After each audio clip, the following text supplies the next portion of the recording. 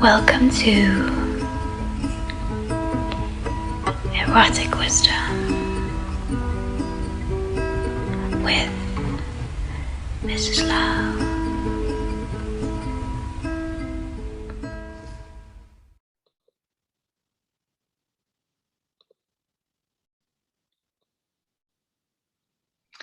So hello everybody that is joining me here again for another episode of Erotic Wisdom.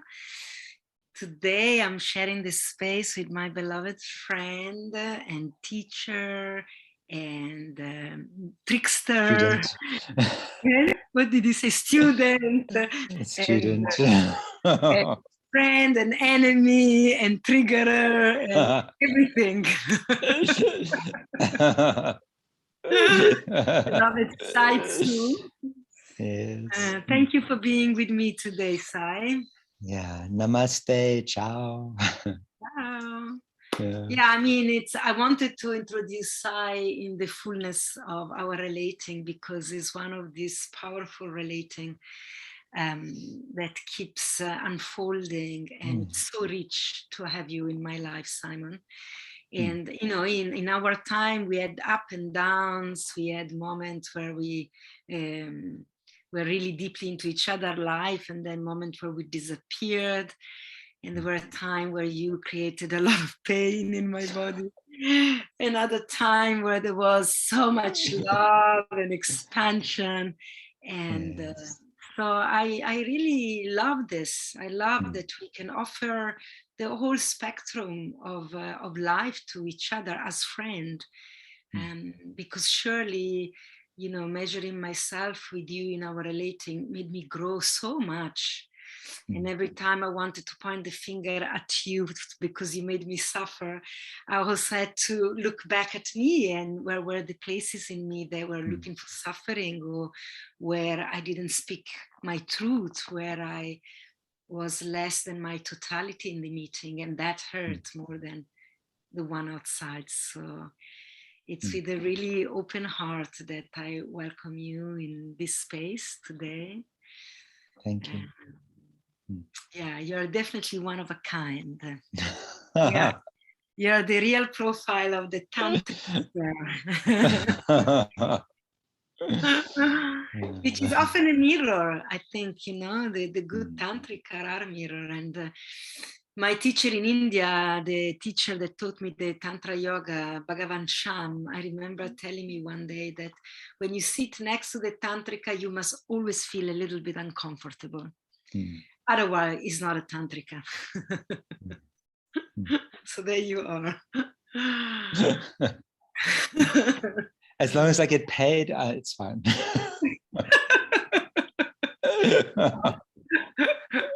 For the insults. That's the hard part, you know. Mostly people get very upset, and you have lots of energy exchange, and you're working through the process, and you're like, I should be charging for this, really. Yeah, there are all your triggers, and I can do it so quickly and so skillfully. It took me 20 years of practice. Yes, you're welcome. The bill is in the post.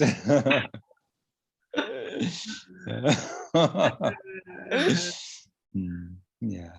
Yeah, it's good to be here. Thank you, Val.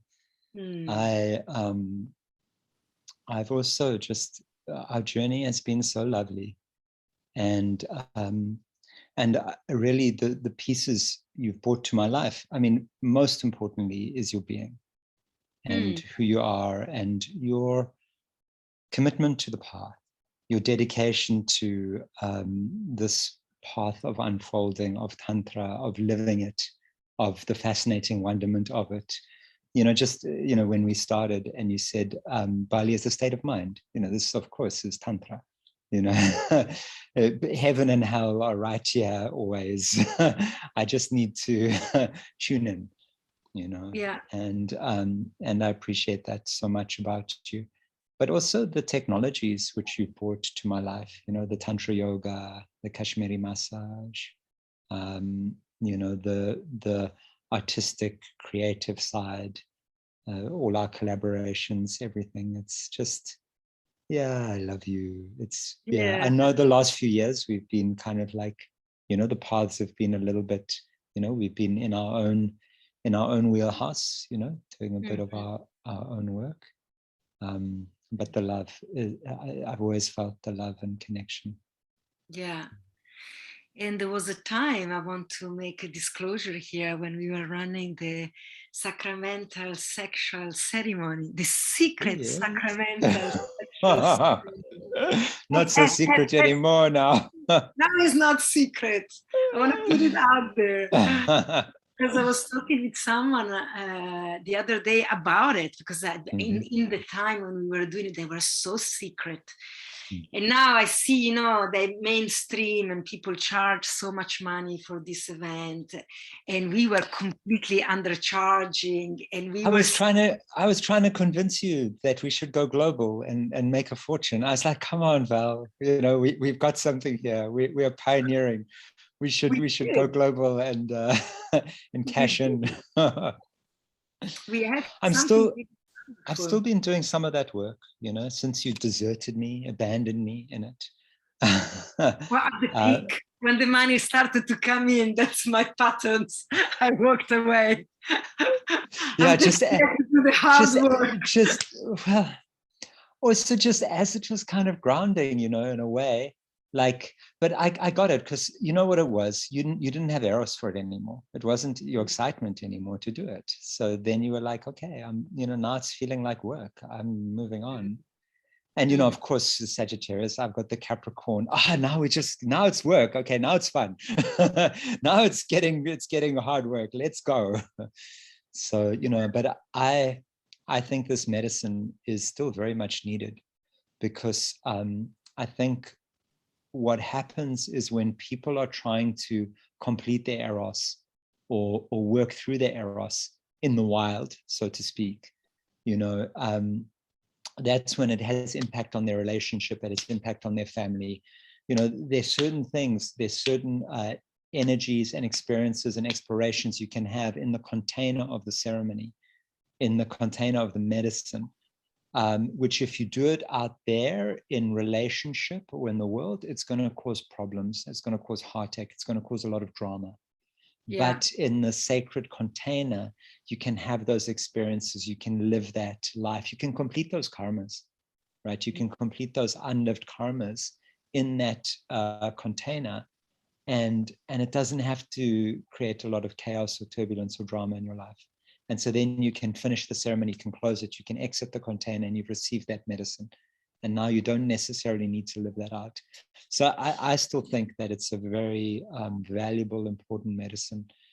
And it's still very much kind of part of the work that I'm looking to do and looking to hold, is to hold that work. And as my medicine work on the other side, on the shamanic side with the plant medicines deepens, so I keep on getting more downloads about this container where the sacrament is sexual erotic energy, and of how to hold that. So it's still a big piece there, but it was so much fun exploring it and developing it with you, because I remember how we, you know, from each one we would evolve it and develop it and adjust it, and now we're bringing in this, oh no, we can't have that, or maybe we should challenge our ideas of, you know, we had the no couples rule and this rule, and then we were starting to challenge those ideas and provoke people who thought that there was this, and yeah, it was so much fun. That was it was really rich. I think it was wonderful. There was theater, I think we held it amazingly beautiful. Yeah. You know, I just want to give a hint for the people that are listening. We were offering a whole night sexual ceremony because we were inspired by the medicine that people are taking, you know, the San Pedro, the ayahuasca. You drink the cup and sit with it, and you're committed to work your shit, basically, to work what's going to come up for you, and to sit in your seat and be unwavering with yourself in the process. And you know, we wanted people to understand that sexuality has the same power, is a medicine, And we had observed that people take it lightly. I think people take sexuality too lightly in the world, and they take ayahuasca much more seriously. And it's a paradox, because ayahuasca may maybe come once in your lifetime, but sexuality is there with you, holding your hand, forever. So don't you want to deal with that sooner or later? Sooner the better, and then it can become an ally. And so whoever we invited was absolutely secret. No one could share with anybody else's that they were coming. So they didn't know who was there. So it's not about, oh, the pretty one is there, then I'm coming. Oh no, that ugly one is there, so then I'm not coming. We were calling for the personal commitment to work to one own personal sexuality in the face of whatever is presented.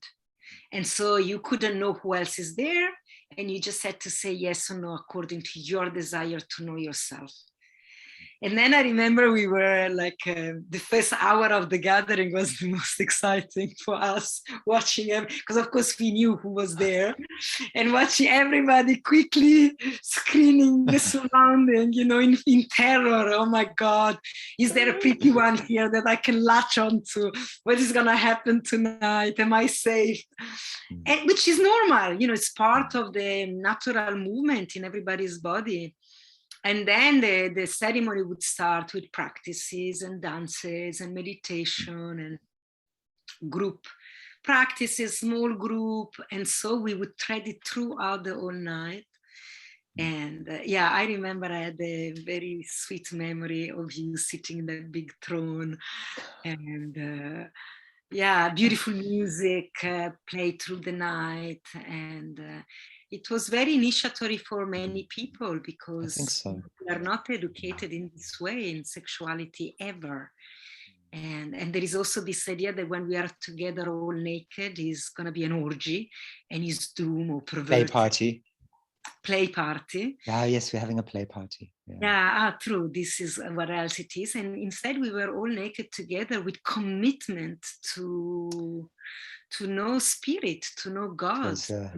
We had a pray party. Yeah, pray party. Play and pray. And I think for many people shifted it so big, and even if you don't participate actively. Well, it was such big medicine. I know from each one of those ceremonies, the medicine I got, how my relationship and my sexuality shifted from it afterwards, what it changed within me, how it adjusted the trajectory of my relating and my energetic field. Each time was huge. It was and of course we're calling in Devi, we're calling in the lineage, we're speaking to the tantric lineage, and it's echoing with the Maityuna, with the ceremonies that have happened throughout time. Tantrika is gathering in secret to do this work, to do this practice.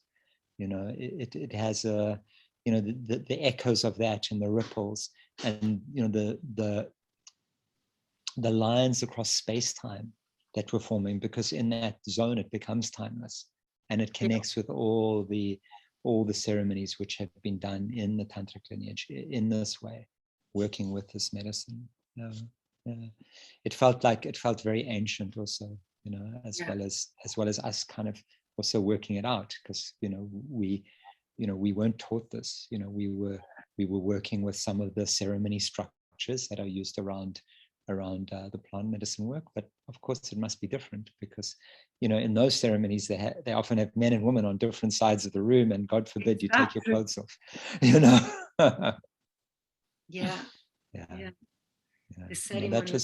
was a big beautiful piece of work that we collaborated on.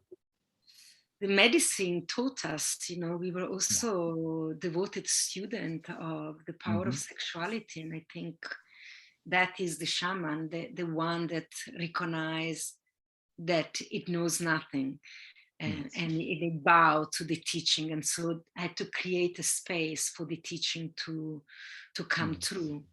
And so, although we were very skilled in holding the space, we were still very humbled by the teaching that were coming through each and every event. I remember also the unpacking of every ceremony. took a lot of energy and time because it was big.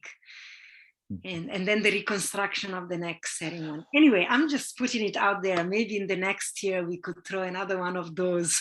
I would love to play with you in this way again. Why not? Let's talk. Yeah, we can talk offline. Yeah. We can figure it out. Yeah. And so I just want to, I realize I actually haven't introduced you properly, because I do this, for me, this is a salon where I sit with my friend and the people that inspire me. But for the people that are listening, I just want to mention that Sy lives in Cape Town, where I am at the moment. And he's how do you define yourself these days? Let yourself, I'm going to let you to introduce yourself. Sure. The qualifications, right? The qualification. Qualification. Give me your qualification. Qualification. The qualification and the qualification. Perfect. I love it. Yeah, look, I'm a tantrika. I'm also initiated in the lines of Sangoma. I was early, my mother was Osho devotee. So age 12, I took Osho Neo Sannyas. I dropped it at age 36. No, age 31. Yeah, and so, I serve a Bolga medicine.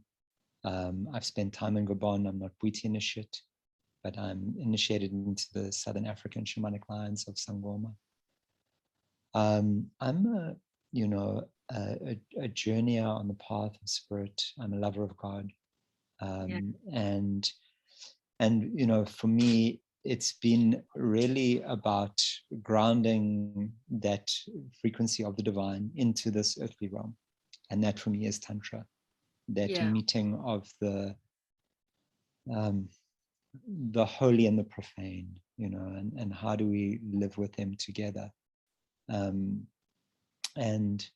it's been my deepest study, this deep study of how to be fully in the density of material reality, and yet to hold the channel of spirit. And in the density with transparency. Yeah. And I just keep exploring different ways of doing it. And, since 2013, I've been holding space for others on their journeys.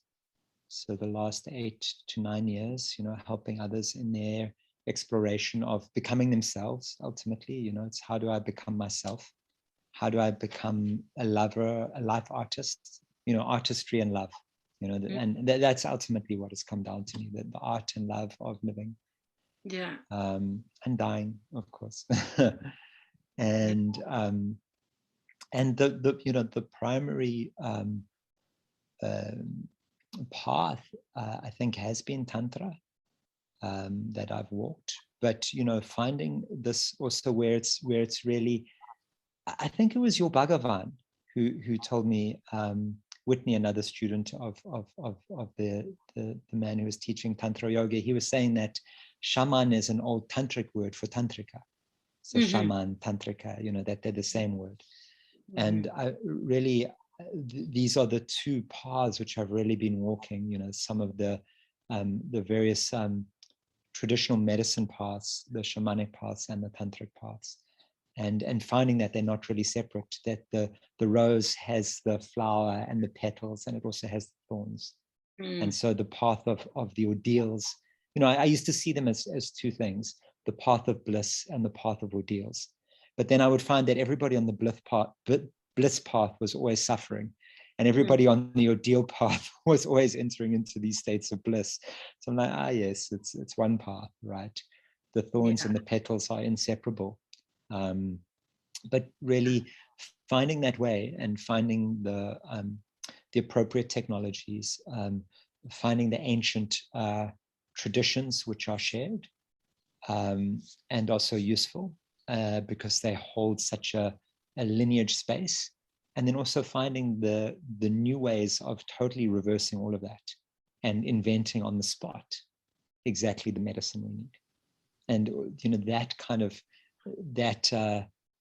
contrast between completely doing it yourself and making it up and it being fresh each moment, and the deep lineage of tradition, and finding the ways for that to merge. So really hard to put a name on it so much, but really a lover of existence in all its forms.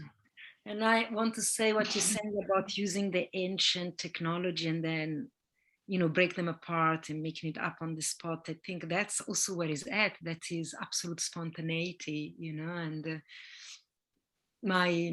also the other tradition that I'm holding from Daniel Odier, my teacher of the Tandava, is very big on spontaneity, which only come when you have mastery. So first you learn everything, you learn all the ancient technique and the technology, and then you let it all go and you present in the moment with absolute spontaneity, which it might look like you breaking everything, but you're not, because it exists inside of you, and you can just be really spontaneous in how you decide to act in the moment with different people or different situation. Yeah, I think that of course always the danger with that is, somebody thinks, I'm ready to tear up the script, and now I am a free avaduta and I can live crazy wisdom. Meantime, it's running an ego pattern and actually being kind of abusive and using that to excuse the behavior. So this is where the peer group is so important, to get those reflections of, are you free and spontaneous and beyond reproach, or actually are you just bullshitting and using that as, and of course that very crazy wisdom mantra has been used so often as an excuse for, not sitting on the cushion or doing the practice or doing the 1,000 repetitions or doing the work. So we need to be so careful with the highest teachings, because the highest teachings, when they're taken before ready, it's poison. Yeah. It's lovely to hear you speak like this, Simon. You've got some experience of this, don't you?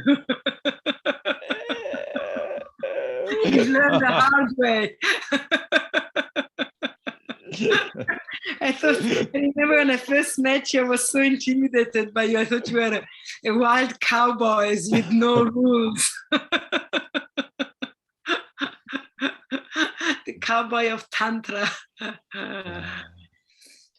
I mean, and it's an important phase, the phase of the rebel, and this, of course, my first guru was Osho, who was the quintessential rebel. It was all about the roar of rebellion. What does we must who is it? It's the French philosopher, the one who talks, Camus. Camus says, we must become so incredibly free that our very existence is an act of rebellion. This was Osho. We must be so free that our existence is an act of rebellion. But then, of course, we have Khalil Gibran, who, when he speaks of freedom, he says, the chain which binds you and glitters the brightest is the one you call freedom. You are so attached to your freedom that you are enslaved by it. Yeah. So, and this is, of course, we peel the onion and we peel it, and it's freedom, and then it's freedom from freedom, and it's freedom from freedom from freedom. And we keep going. The freedom of being alive, of being in the totality, I think it's no more freedom from. If it's freedom from, it's never freedom, no? It's always reaction. Yeah. So freedom of being a spontaneous human being. Yeah, this is mastery. Anyway, this is ultimate mastery. Very, very fine line, difficult terrain to walk.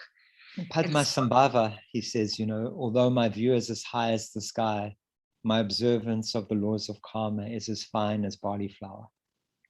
And so, this is it, like, we can have the view, this tremendous view of everything, but then we also need to come down to the microscopic and take care of the absolute details. Yeah, I've been feeling this very much lately in my life. I was at the phase where I wanted to be completely transcendent and of the spirit and of the gods. And now I just want to be domestic. I find pleasure in having 3 meals a day at home, simple, and have routine. It's nourishing my heart so much. But it can't be of the sky only. It needs to be of the household also. And we are householder now, so there is such beauty in that simplicity. And also, I was living in Bali for 4 months, and I traveled there with my daughter with the possibility of maybe relocating there. And she, in a sense, made me come back because, she was really not happy. And you can't have a happy life with an unhappy child, and not because I'm taking direction from my child, but because her joy is my joy. And so bringing her back and seeing her joy brought so much joy in my being. And now I'm so happy to be here. So I love my domestication at this moment.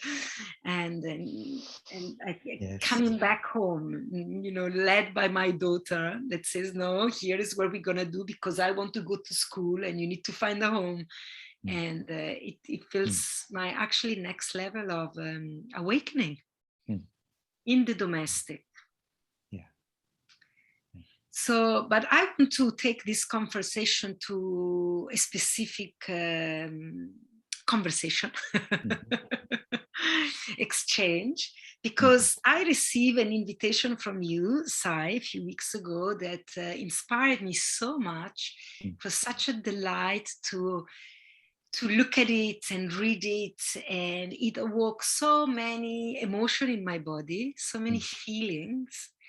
And it moved me to invite you to the podcast and to talk about this. And I have to say, lately, very little moved me enough to have a conversation on my podcast. It's a very slow podcast. I don't produce conversation every week because I think people talk too much about everything already. And I want to really distill my conversation and wait when there is something that really deeply moved me.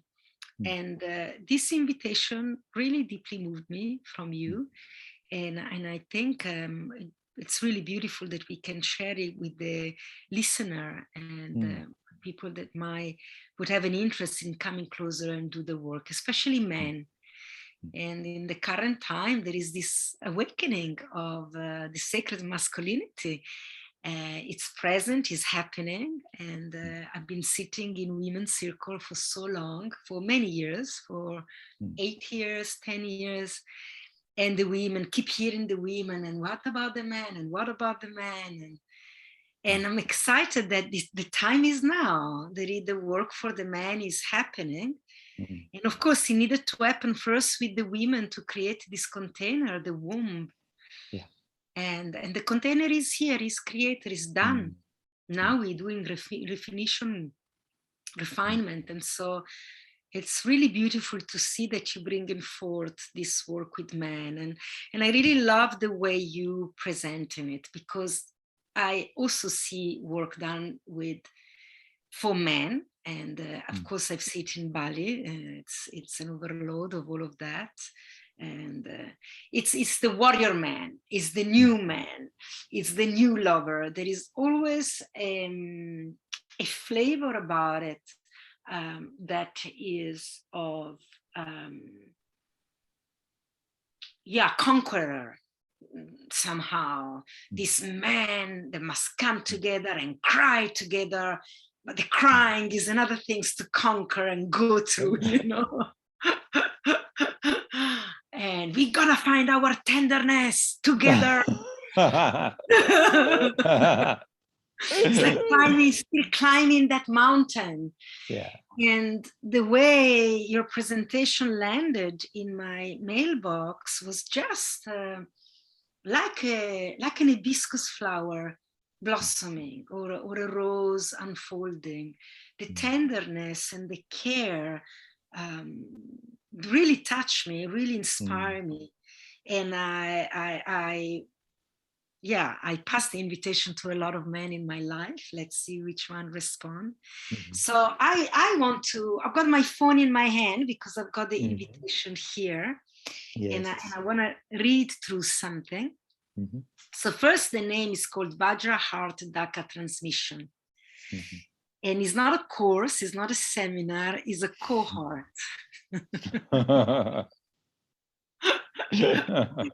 Let's start with that. A cohort. It's a good word, huh? Yeah.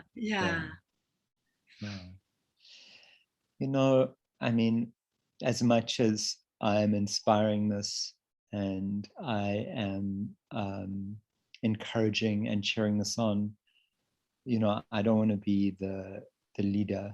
You know, it's not this hierarchy now where I'm the guru and I'm, you know, really what I'm trying to do is I'm trying to, when ready, to hand this over to the collective, the cohort, to the group, and to hold it as a mutual reflection space. And it's becoming more and more that, you know, this is now going into the third year of this practice, of this work of Men with Men.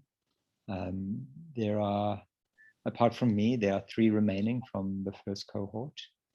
And the second cohort was a little more successful. We, I think we have 7 remaining from that cohort. How many to start with? 1, 2, 3, 4, maybe 13, 12 or 13, around there. So I think that, you know, the first time we ended up like a third, and this time we're closer to just a bit over half, you know, so 30% to 60% of continuing on. Also, you know, we have just started with some of the initiatory and deep commitment processes in this work, commitment to this work and commitment to one another. So now, you know, the container's a bit bigger. We're ready to hold and to receive more. You know, probably now I think we'll see how the applications go, but, you know, maybe ready for another 20, or maybe even as many as 25, you know, men to come in. But I've kind of seen, you know, the first time when it was just me holding the space, there wasn't enough holding. So there were only 3 who came through. Now with me and the other 3 holding, there was more holding space for the other, the new men who came in. So, you know, as there are more men who are able to hold this frequency, it's able to grow and to hold more. But it's been very organic. It's been really slow. This cohort and you know, and a transmission of the union of the sex and the love, right? The Vajra and the heart. And finding that place of and it's very tender, you know. I like this conquering. I mean, it's so interesting because in our group, I mean, you know, Daka, it means sky flower, right? And what I think has started, what we've started seeing in this exploration is really, it's like this kind of the space of masculine musing that Daka is, that it's really finding the dot in the yin yang, you know. So you've got the white, the conqueror, the masculine energy, but within that there's the dark dot, you know, and it's finding that concentrated part.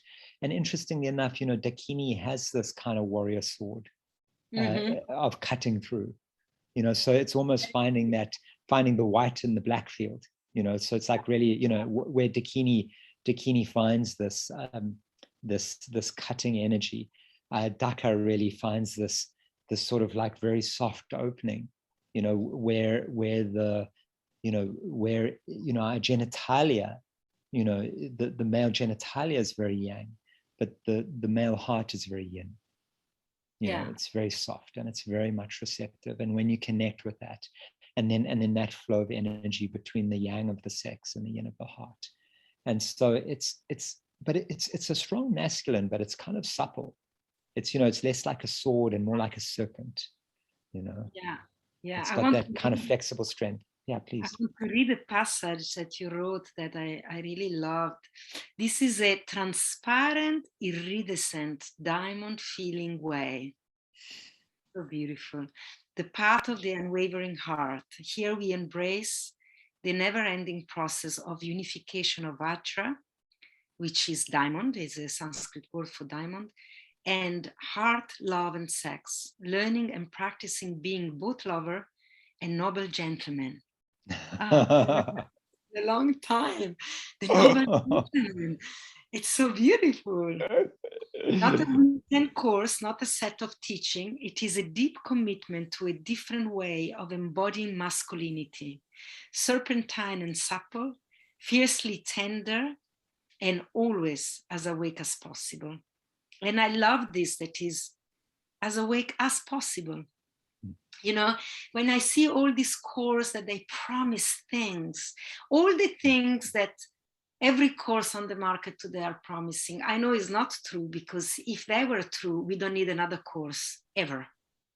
They all promise resolution of drama. They all promise enlightenment. They all promise the top notch. It makes me wonder, how come we have so many courses then? We should all be done. If all those things were to be truth. So I really love this honesty, the fiercely tender and as awake as possible. That's enough. That's amazing that there is even just that commitment.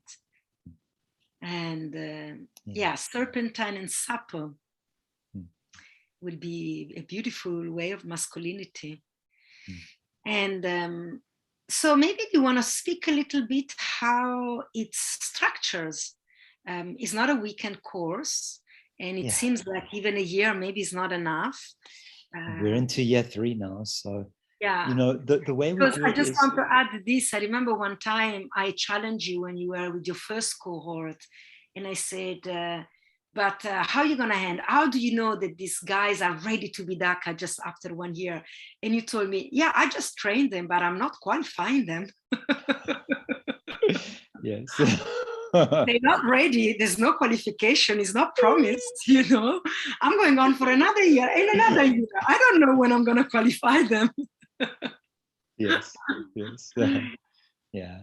I think I think the graduation is determined by your peers. So those who are recognized as Daka and Dakini will ultimately qualify you and say, yes, you're here. You can stand with us.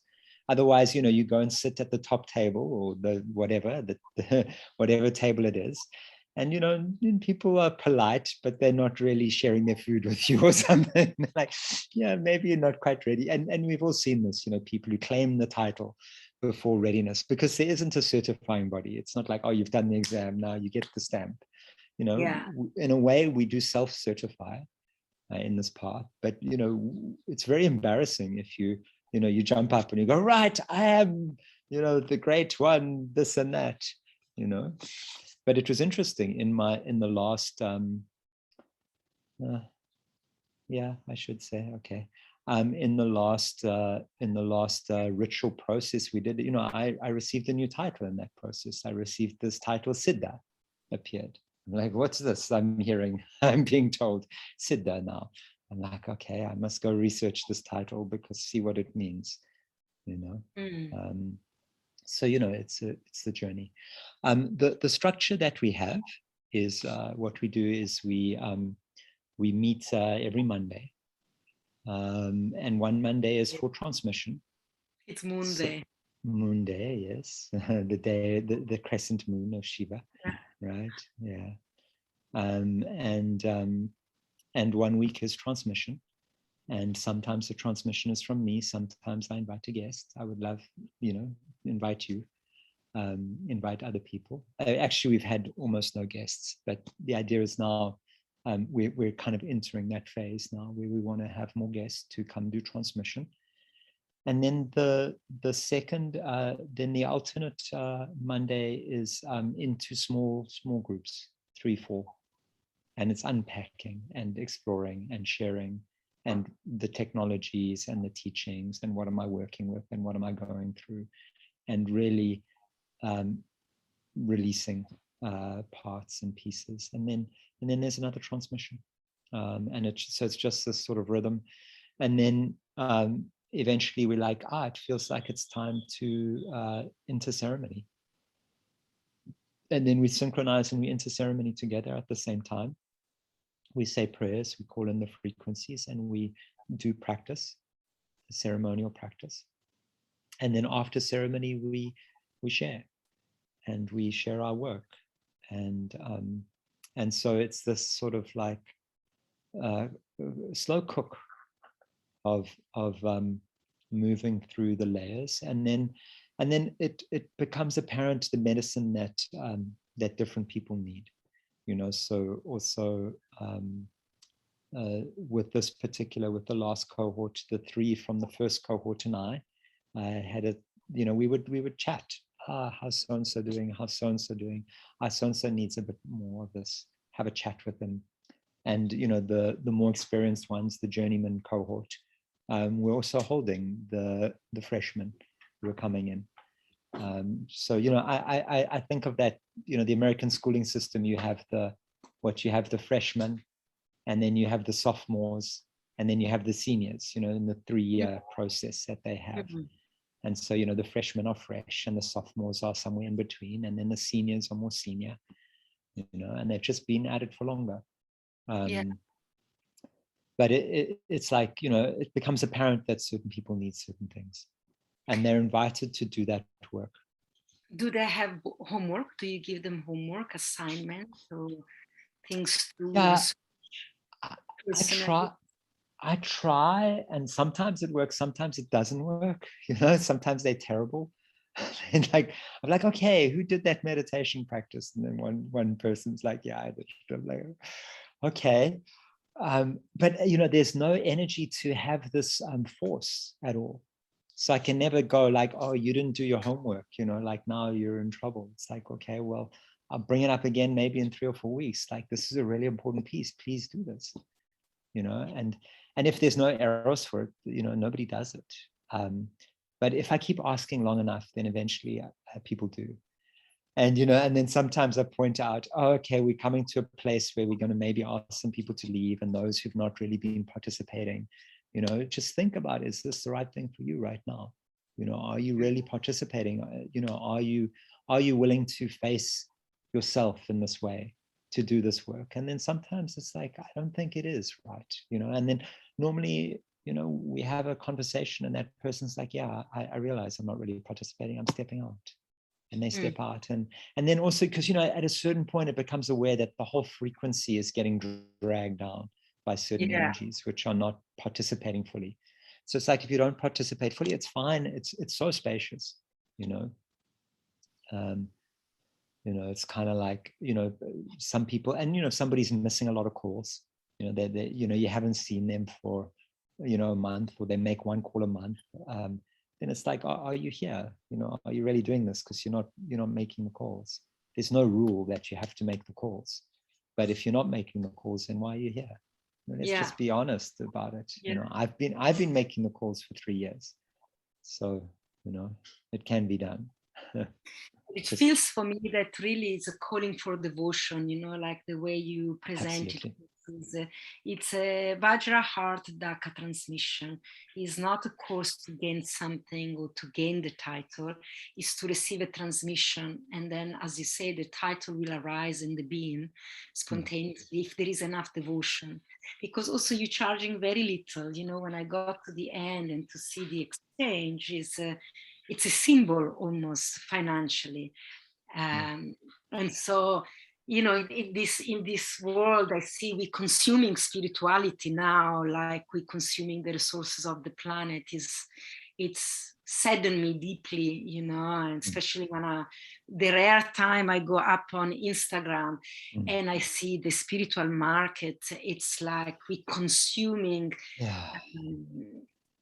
the spiritual advice. I mean, it feels like it's a phase, you know, it's a phase that people are going through, and then, you know, they want to leave the corporate job, so I become a coach, and then I get tired of being a coach, so I start holding workshops, and, you know, these people are in their study, you know, and this is the accelerated learning of them, and they need to finance the study some way, because the old structures of there being a monastery where you would be supported to go and study no longer exists.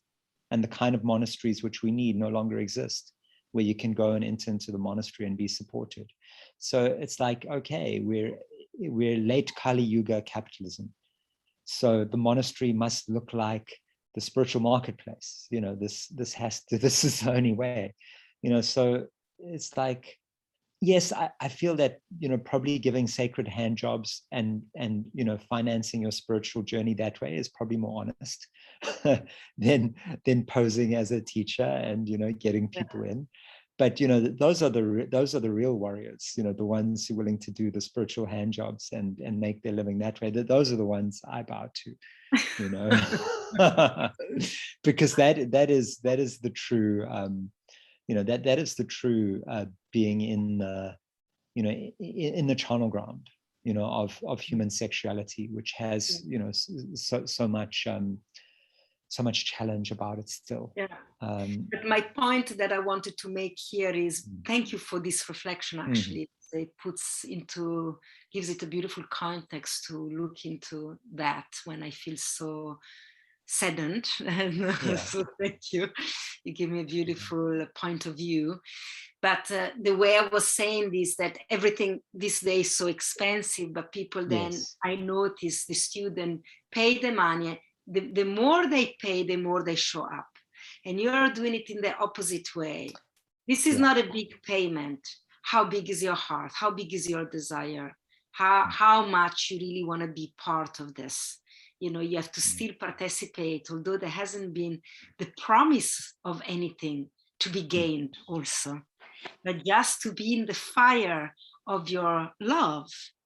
And this is really feminine, because to gain something at the end of the journey is the masculinity of the spiritual approach. And what I love that is really feminine is that there is no promise in your cohort. We're just coming together and we see what's unfold and see how deep goes your love. So how many Monday are you gonna make? I think in the flyer you'll see I've got one quote by Borges a bit later on. Maybe read that one, because that's the kind of promise. Borges here. I can give you my loneliness, my darkness, the anger of my heart. I am trying to bribe you with uncertainty, with danger, and with defeat. There we go. We will bribe you with uncertainty, danger, and defeat. There's a wonderful poem by Rainer Maria Rilke. And, you know, these are the men, you know, the poets Rilke and Borges. And, you know, these are the men who I really admire, not the Alexanders the Great. You know, but Rilke has this one poem where he says there's this angel, and the angel is so great that that nobody can ever beat it. You know, if you wrestle with this angel, you are guaranteed to be defeated, you know. But he said, ultimately, this is how we grow, by being defeated by ever greater and greater things. You know, so it's like, you know, you're never going to succeed. Ultimately, you will die, you will lose. The world will not be perfectly enlightened. The whole realms will remain. It's like, you know, you will be defeated. But every time you'll be defeated by something a bit larger. You know? Yeah. And by fighting the angel, you get the transmission anyway, if you get close enough. if you're lucky, the angel will do Brazilian jiu-jitsu on you, and you will be really wrapped in a tight embrace, and maybe you die an orgasm as you lose. Good way to die, in the harm of the enlightened one. Yeah, exactly. Mm. Yeah. So I wanted to also speak about, this term Daka and Dakini. I mean, you mentioned it somewhere, I don't know if now here in the presentation, that in truth, in the traditional texts, there is no record of this word Daka. There is Dakini in traditional Tantra, and that's it. And Daka, for me, I started seeing in the resurrection of modern Tantra, of Neo-Tantrism, because now we have the Dakini. What about the man? Let's have a Daka. So we have a Daka and a Dakini. And for me, it's the creation of the ego that wants to find balance in things. And sometimes there is no balance, and life is unfair, as we spoke about. It's just unfair. But for me, I've always been recognizing the Dakinis in the body of man. Like for me, you are definitely a Dakini. There's no doubt about that, because you bring that fierceness and that trickster also element, and your body is often been extremely feminine. When we were doing the sacramental ceremony, I thought you were the feminine, and I was only in the masculine, actually. And so yeah, why did you choose to use the word Daka and not make a Dakini transmission for men? I think once upon a time I did some research looking for the term Daka, because I heard that there was no term Daka, and I certainly hadn't read it from the original texts. I think I did find reference to it on Google Scholar in some of the texts. So I want to double check that. I don't know if it is not used at all. I think it is used, but much more rarely. I think it might have been used. But again, what's wonderful Swami Rahasya, our dear friend, he always has this joke. He would always say, yes, all the crazy neo-tantrikas, and of course then you have on the other side the museum tantra, where everything must be according to the book and by the tradition, and if it's not in the book, we're not going to do it. And of course, the Mahasiddhas on the tantric path would go and piss on the book, and laugh, like, what do you mean? This is not tantra. We are following the text, and we are making a god out of the ancient text. And if it's, and there is that among certain traditional tantric lineages, which have a very kind of sneering attitude towards neo-tantra. And of course, it's good to poke fun at neo-tantra, because it's, like a lot of it is all about sexuality, and it's it's not very deep. But at the same time, are we allowing, Tantra is this very fluid, fresh, alive current. And if it's not alive, and if it's not merging and transforming and evolving, then we're not being tantrikas, Yeah. So living practitioner. Exactly.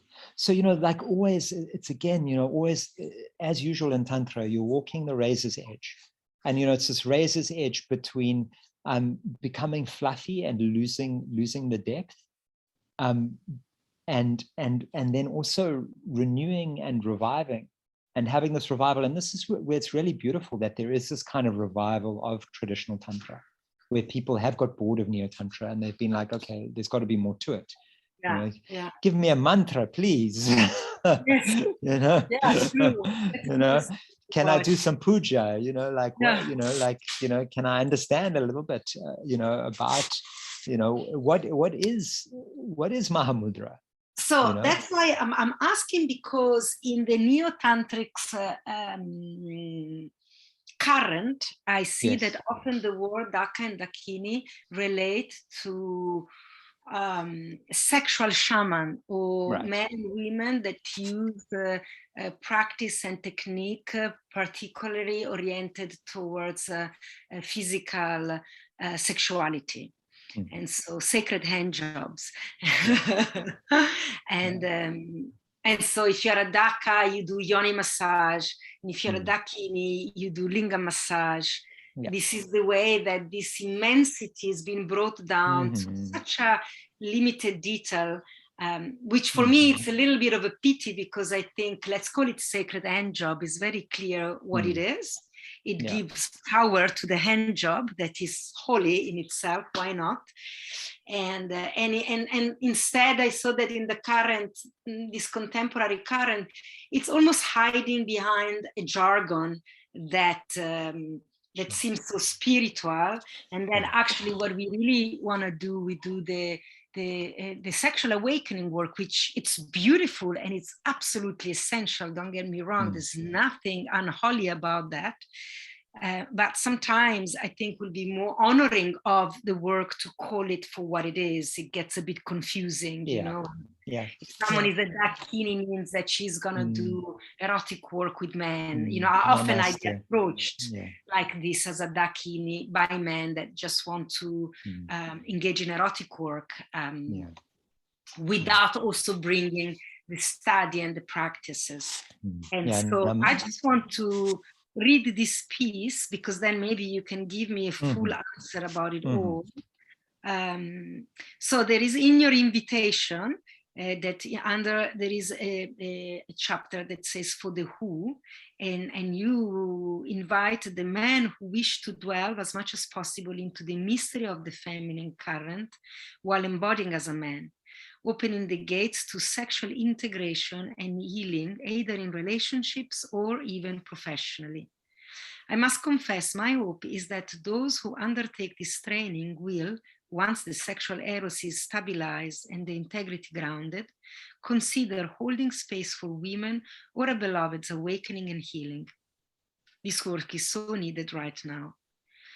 So I want to address a little bit of this, because, you know, that maybe someone that read this, you know, I see many courses for men which are Daka training, where the 2-week Daka training. Exactly what you mean, but they are called like that, which means that at the end of the 4-week course, you know the anatomy of the yoni, and you know how to give a yoni massage and disqualify you as a Daka, and you're gonna become a teacher of the sexual mystery to women and maybe an awakener.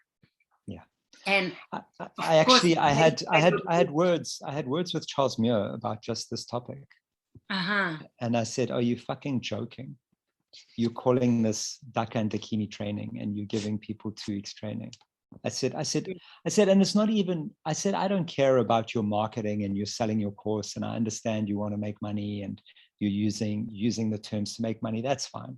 I said, that's no problem. Go ahead. You do you know. But I said, the problem is that people take this title, and as soon as they start using that title, the term, it carries a frequency. There are guardians of the lineage. There are frequencies which they open up to.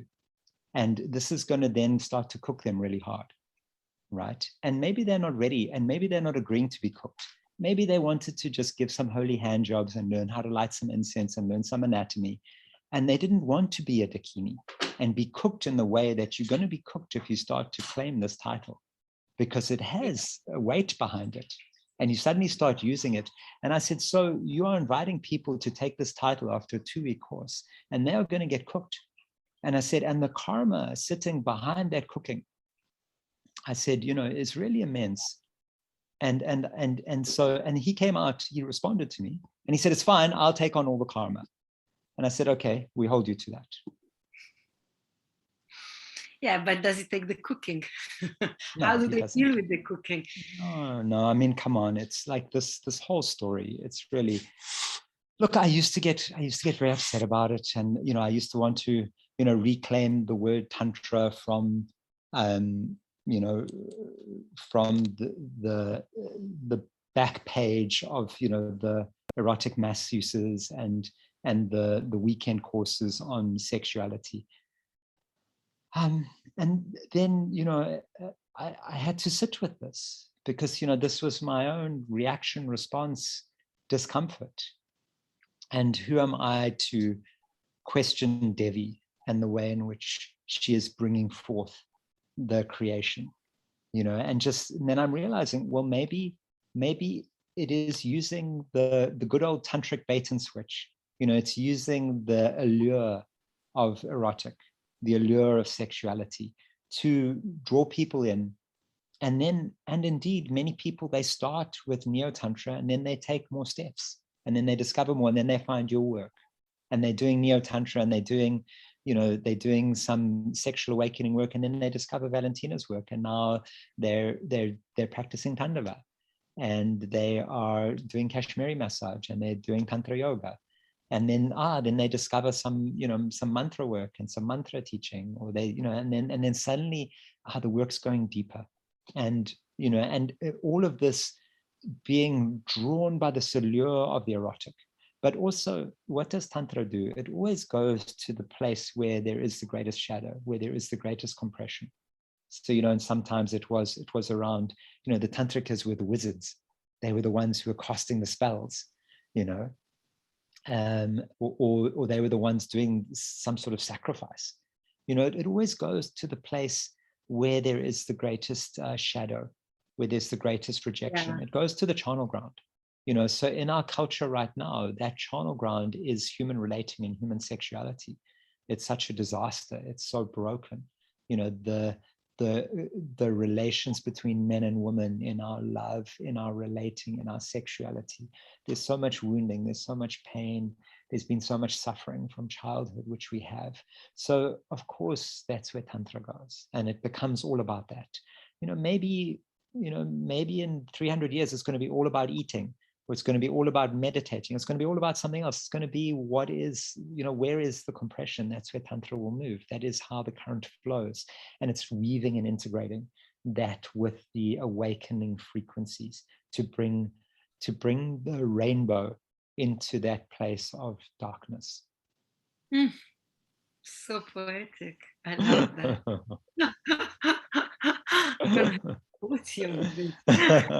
So Tantra is bringing the rainbow in the places of darkness.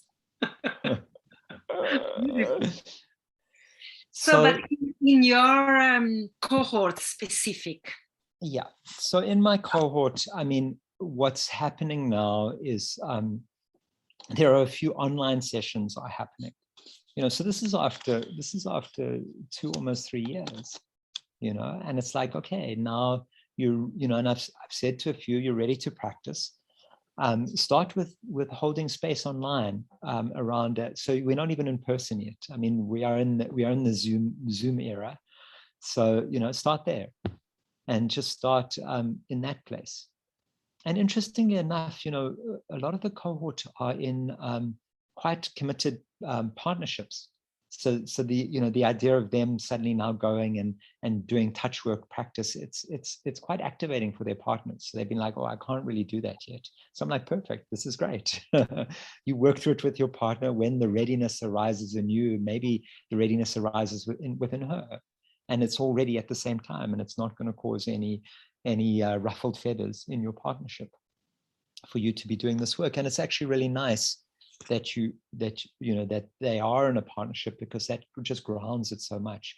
It means that you can't get lost. And look, I made every mistake in the book doing this work. So that's been part of what I've been saying here, is like, learn from my mistakes, and where I let my eros or my desire for a relationship infiltrate into my work, and I wasn't able to keep that separation, and I wasn't able to keep the container, and I paid the price and made amends, mostly, I hope. But I'm also very honest about this. The teachers who I had were not also able to give me that grounding in the teaching that I received in doing this work. And so now I'm hoping to do it a bit differently, and to share like how important it is to have this this really clear container for this work, but also to go really slowly.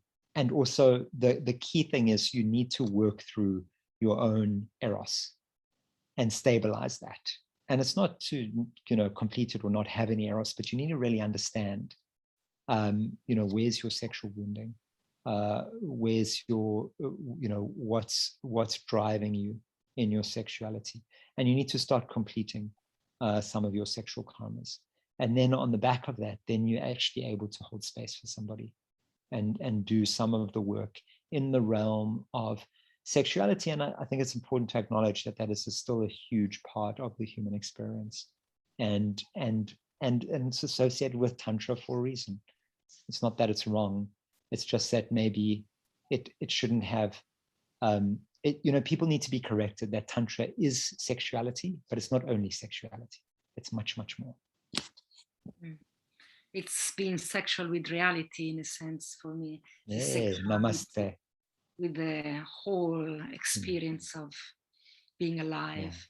So for me, it's just the place where I just wanted to offer you my piece of caution, because many men are really drawn by this idea that they can become sexual healers. And then again, the masculinity, it's there. There is no real vulnerability. Yes. In all my year of discovery and exploration and practice and personal experience, I've come to the realization that when a man and a woman come together sexually, the woman is always a teacher. You know, when we are in the realm of eroticism, deep eroticism, the man is always a student of the woman in bed. And I've seen so many Tantra teachers, holding great space in the classroom, and then in the bedroom making the biggest fuck up because they were held as teacher. And so the women would put themselves aside and hold this man as teacher because they were a teacher in the classroom.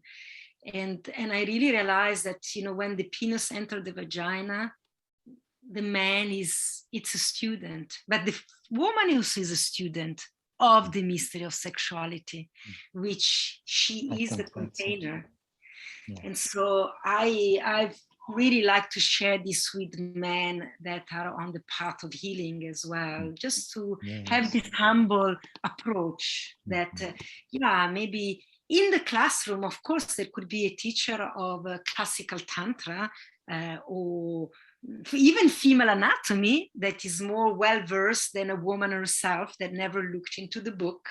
And like the gynecologist maybe knows more about the biology of how the body work and the yoni work. But when we enter the realm of erotic connection, when the man penetrates a woman, he's always a student of her beingness. And so I'm just saying this not for you, but I'm generalizing now, I'm putting it out there for maybe some men that are listening, that they believe this idea that they can heal a woman with their penis. Maybe they can heal a woman with their heart.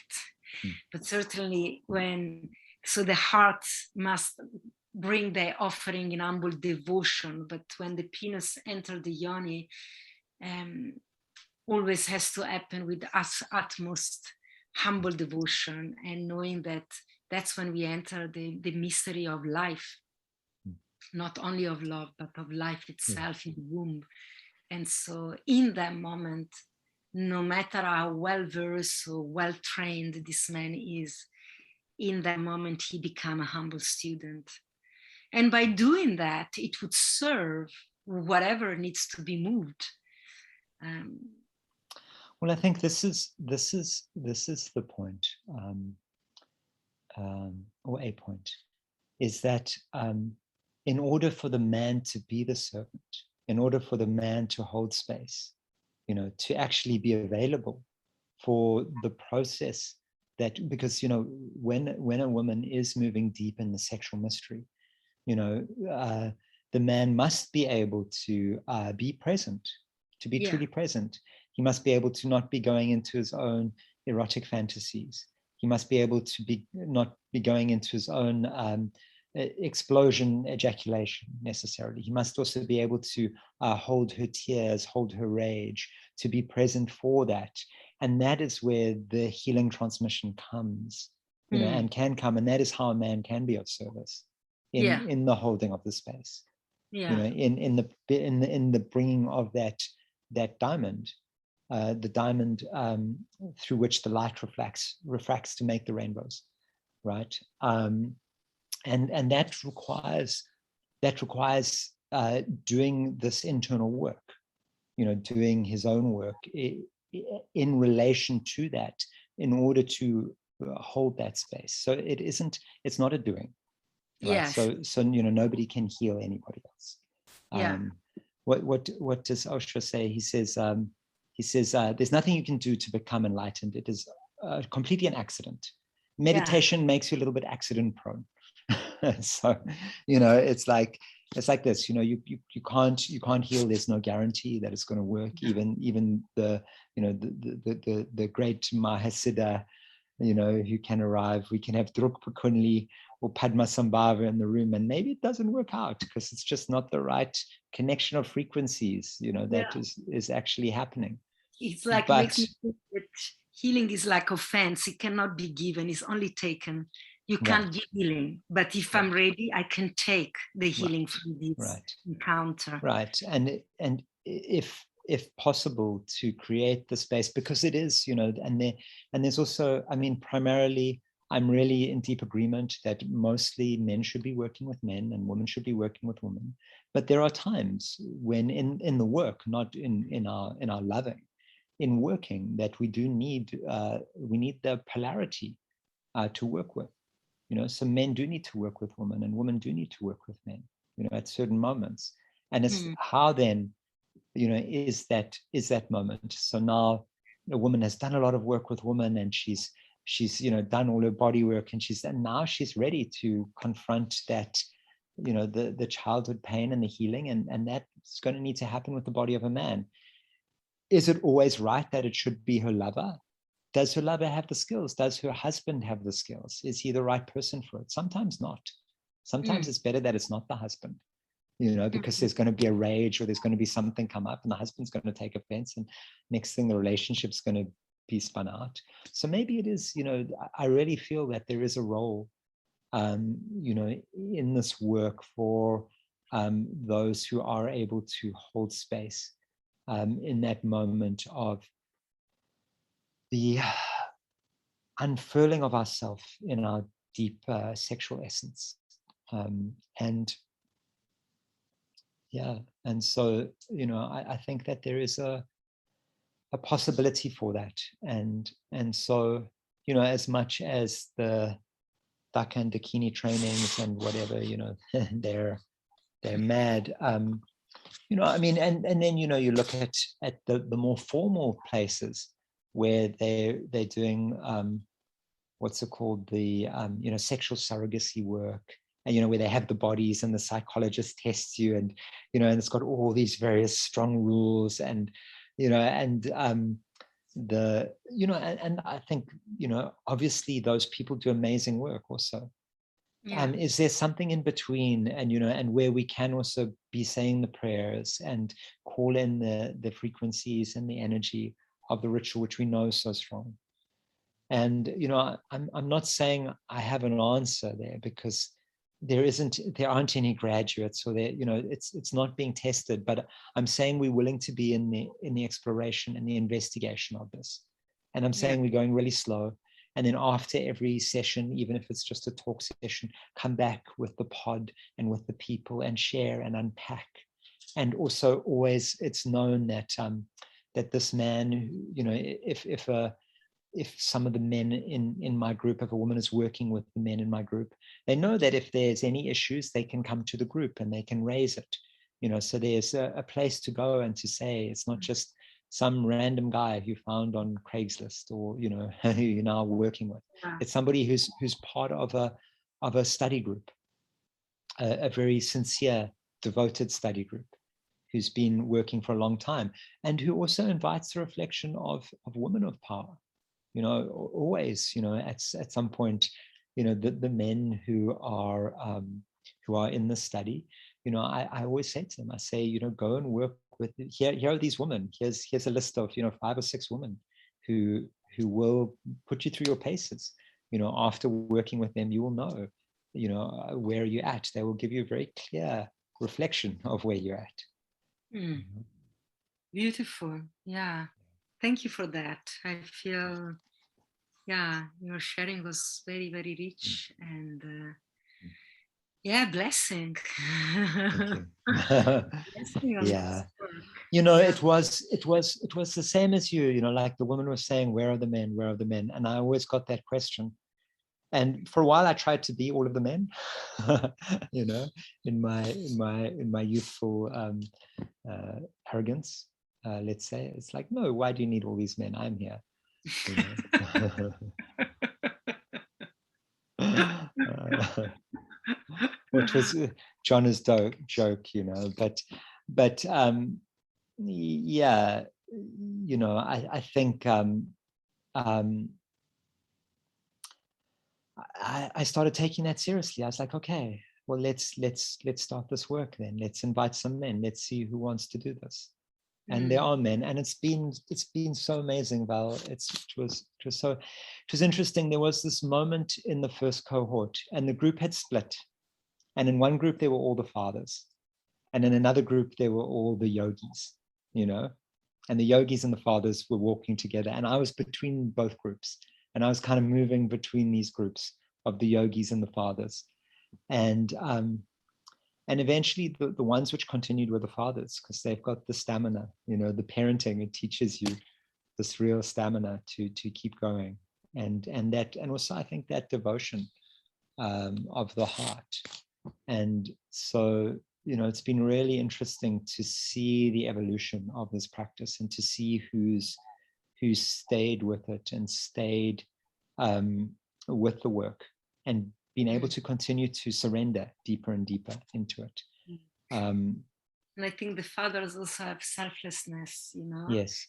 So sometimes in this work with sexuality, you know, this idea that I'm here because I want to help you, the truth is that I'm completely mesmerized by you.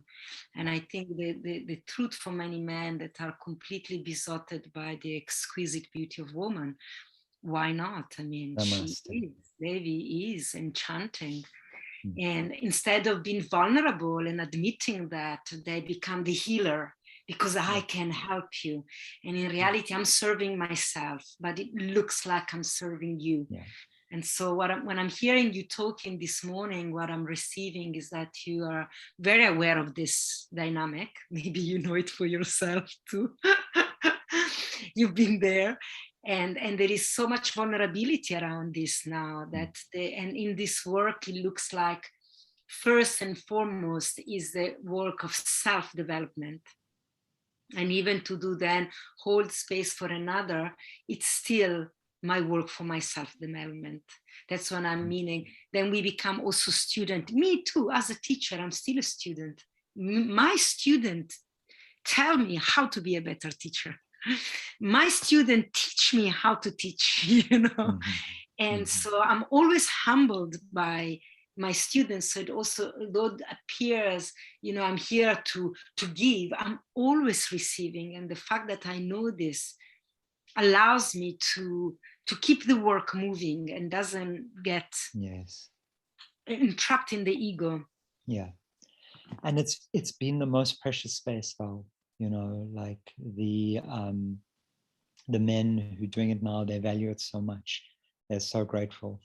And the tenderness and the beauty shining. I mean, I took a picture before our last, we did a ceremony, a commitment ceremony. And I took a picture of the faces, you know, there, because it was just so much beauty, you know, and just seeing this beauty, the beauty and humility of the men doing this work is really exquisite. It's been such a wonderful space to be in. And, you know, at first you kind of, you know, like, you know, the men feel, oh, do I just want to be with a group of men? You know, I like to be around women. And most of the men in the group are men who habitually spend time with women. They're like, it's the first time I've spent so much time with men. Normally I'm hanging around with the women, you know, but they found such richness in it. And we're finding such preciousness in this group of men who aren't doing necessarily the warrior thing. I mean, they are amazing, you know, men who've accomplished a lot, but don't really need to prove it so much, you know, who are really enjoying this, you know, being in the softness of the group of men together, which is So I thank you very much, Simon, for this time you Yeah, thank offered you. me, and your willingness to unpack it so deeply as you did. Yeah, I've really enjoyed being with you. yeah. It Me brought too. back some pearls in my heart. Yeah. And I always quote you. Now you gave me a new line. I really love that Tantra brings the rainbow where there is darkness. I'm gonna use it. The other one of you that I use a lot, and I always quote you on that. Um, you brought up this saying in that time when we were doing the secret sacramental sex ceremony. Fuck with your heart and love with your genitals. Yes. Powerful. So powerful. Real fucking is in the heart, in the love affair with life, with all the intensity that brings. And the genital just want to love. They're so tender. And so I also see more and more, like also the lingam, the masculine genital, are very vulnerable, not so arrogant. They're actually very tender, so exposed. They have nowhere to hide. All is in the. I feel so much compassion. Nothing is covert. It's all seen. So Yes. and what I see more and more, that the glands of the penis is a heart. It's in the shape of the heart. And so it's really loving with the tip of the heart, and which is so tender and delicate. So I'm falling more and more in love with the tenderness of men. It's really beautiful to be surrounded by them. So I'm just going to wrap it up by asking you, how does someone sign up? If anybody wants to get involved, any man wants to join you, when does the cohort begin, and how do they sign up? Yeah, so it's going to begin in the new year, probably around the 17th of January, we'll begin. The deadline for applications is the 22nd of December. And I will give you the email address. It is, sorry, it's a new address. I just wanted to keep it separate.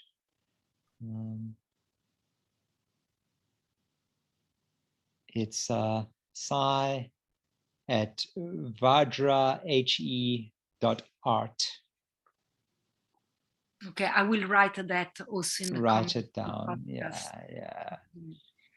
And they just check in with you, or I read here that they need letters from women. The first thing is not to check in with me. You need 2 reference letters from women who you've been close with, who you've shared not necessarily sexual intimacy, but you've shared heart space with. It could even be your mother. I long to get one where somebody sends his mother's letter.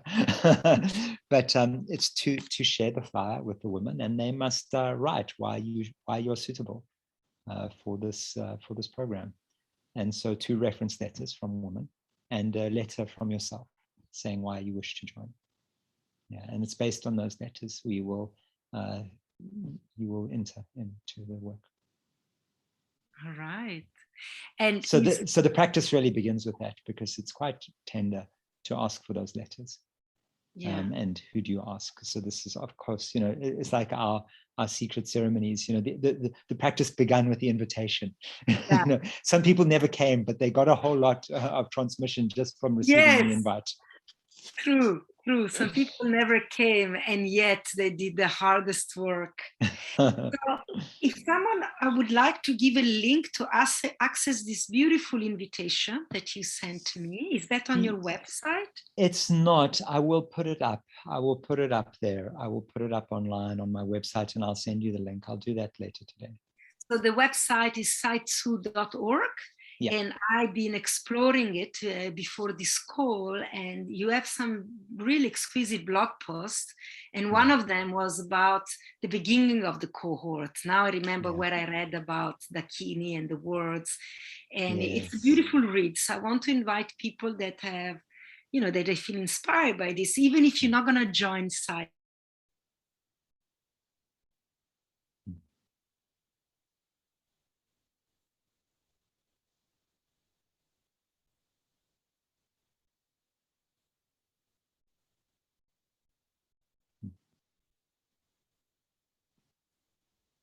I think we lost you, Valentina. I am here on my own.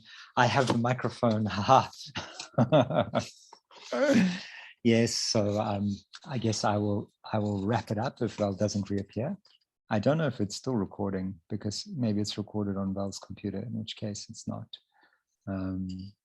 But yeah, you can find the details on sytzu.org, and yeah. I am the host. Hey, yelelele.